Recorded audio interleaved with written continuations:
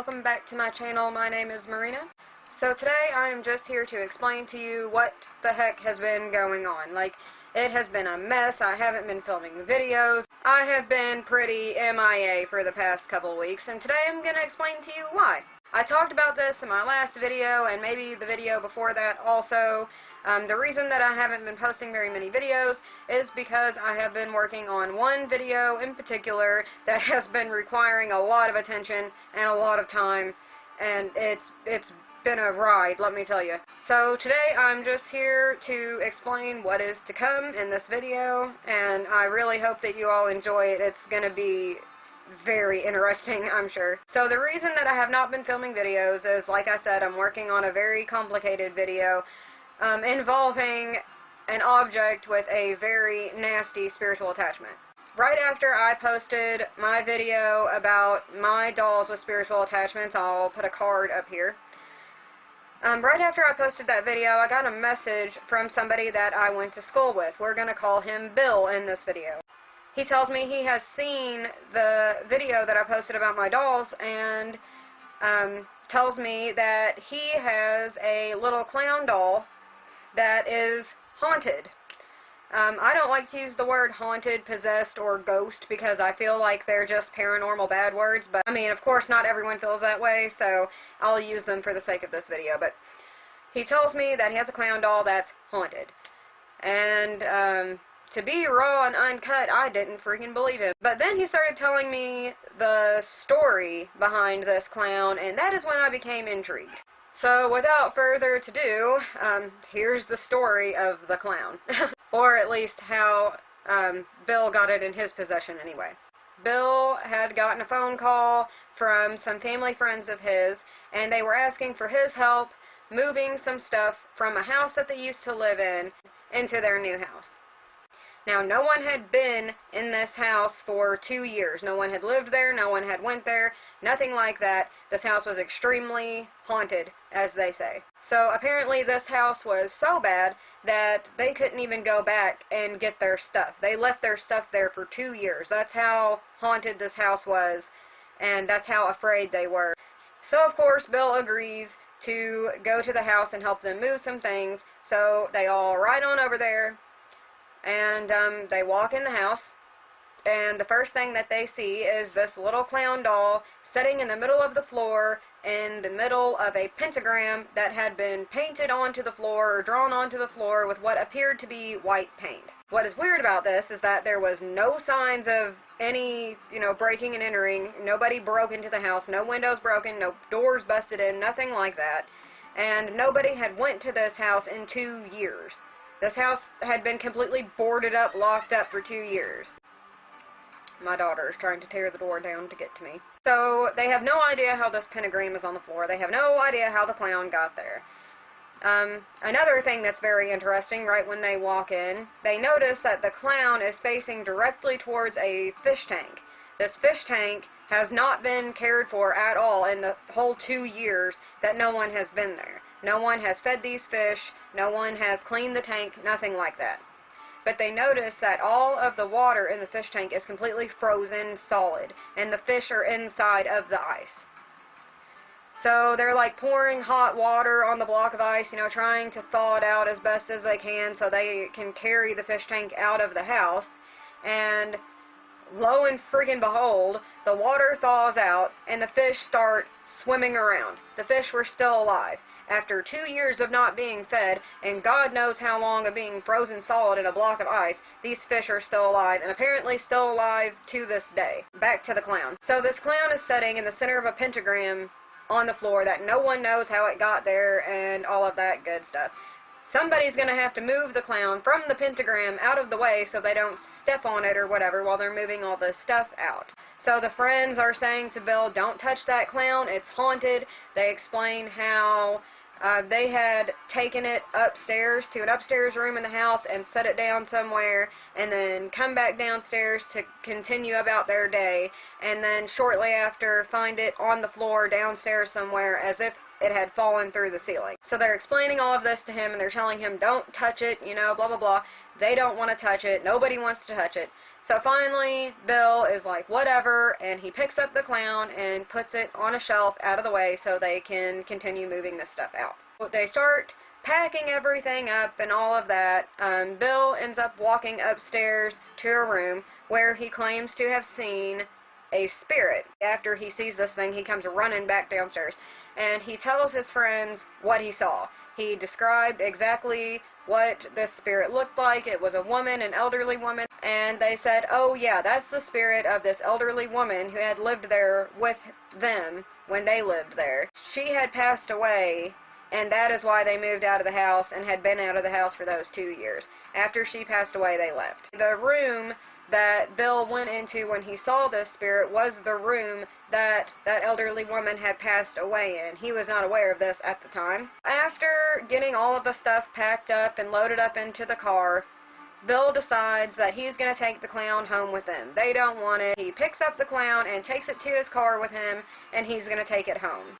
On the way home, he actually almost got into an accident because he saw a big, or what looked like, a big half-dog, half-human creature go running across the road. He actually almost got into an accident over this.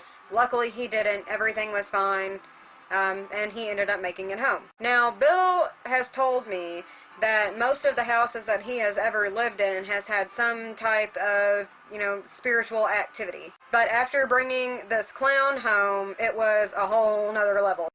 So after bringing him home, he was hearing footsteps all through his house. He was hearing voices. He was hearing people calling his name. He was, things were falling off of the walls. This was like a whole nother level of paranormal activity for him. Aside from that, he's told me a couple other things about him. It seems that the clown doesn't do very much out of the ordinary unless he is either touched or picked up, moved, things like that. If you don't touch him and mess with him, then, he's still going to throw his, quote, temper tantrums. That's what Bill called them. So he's still going to, make a lot of noises and things like that. He doesn't do much of anything unless he's touched and messed with. So another thing that happened between Bill and this clown was, on one evening, he had his girlfriend over at the house. We'll call her Carol. So Bill and Carol. Okay, so Bill had Carol over at his house. I guess she was spending the night. And Carol got in a frisky mood. Carol was acting a little provocative, let's just put it that way. She's being silly and dancing around in her underwear and trying to be sexy and things like that. So Bill says, let me get the clown out of the room and then you can do whatever you want. He was trying to protect her. And then she thought that it would be a good idea to pick the clown up and kind of dance around with him a little bit, and then put him back. After putting him back, she felt what she described as a really bad rug burn or carpet burn on her butt. So she's feeling this burning on her butt, and they take a look at it, and this was there. Yeah, not a freaking joke, dude. Oh my god. When he sent me this picture, I about died. By the way, she gave him permission to send me this photo. She was totally okay with it, blah, blah, blah. And yes, this is a butt, but this is insane, okay? That is a full-blown handprint. Like, you can see the red and the white where there was that much force, and it has 4 fingers. It's very bizarre. I don't even know what to think of that. Aside from having that handprint on her butt, she also had 2 handprints on her chest as if someone was grabbing her chest. They also sent me a picture of that, but I'm obviously not going to post that in a video, but trust me, it was there. Aside from the handprint, no one else has gotten any marks on them from this spirit that everyone is aware of.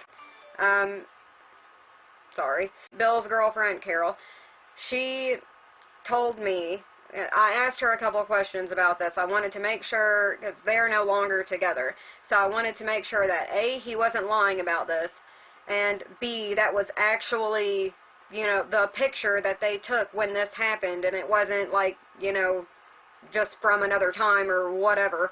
And of course she said, no, he wasn't lying, that was the real picture, blah blah blah. Bill has actually tried to communicate with this spirit before.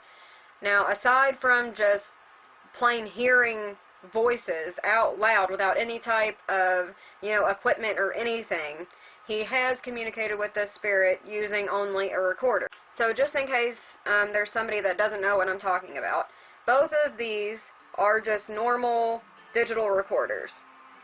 Of course, this one's a bit older than this one. So what you're supposed to do with these is you're supposed to be able to turn them on, hit record, and say, is there anyone here? And record the silence. Then when you play it back, you will hear other voices, depending on the recorder and if there's anyone there, and of course all of that. Sometimes you will be able to hear voices just as loud as your own, even.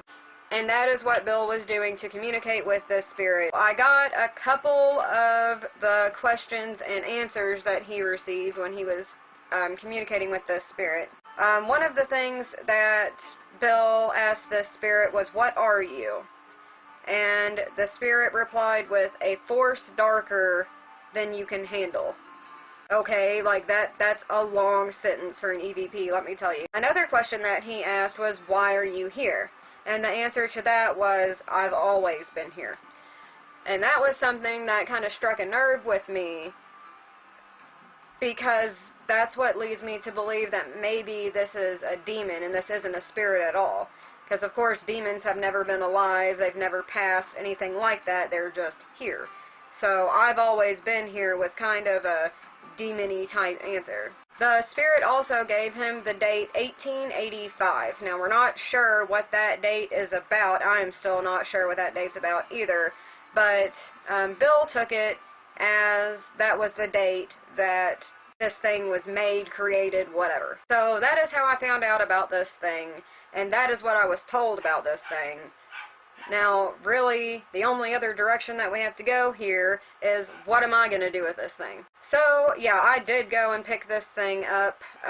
There was a lot of trouble getting this thing to my house. Like, oh my gosh, guys, I will go into detail in another video about that, but there were so many things that were trying to stop this from happening, and I probably should have listened to those things, but yeah, I've had this thing in my house for a couple weeks now, and of course, I'm still here, everyone's still here, no one has been injured, hurt, anything like that, but there has been a lot of activity. So what do I plan to do with this thing?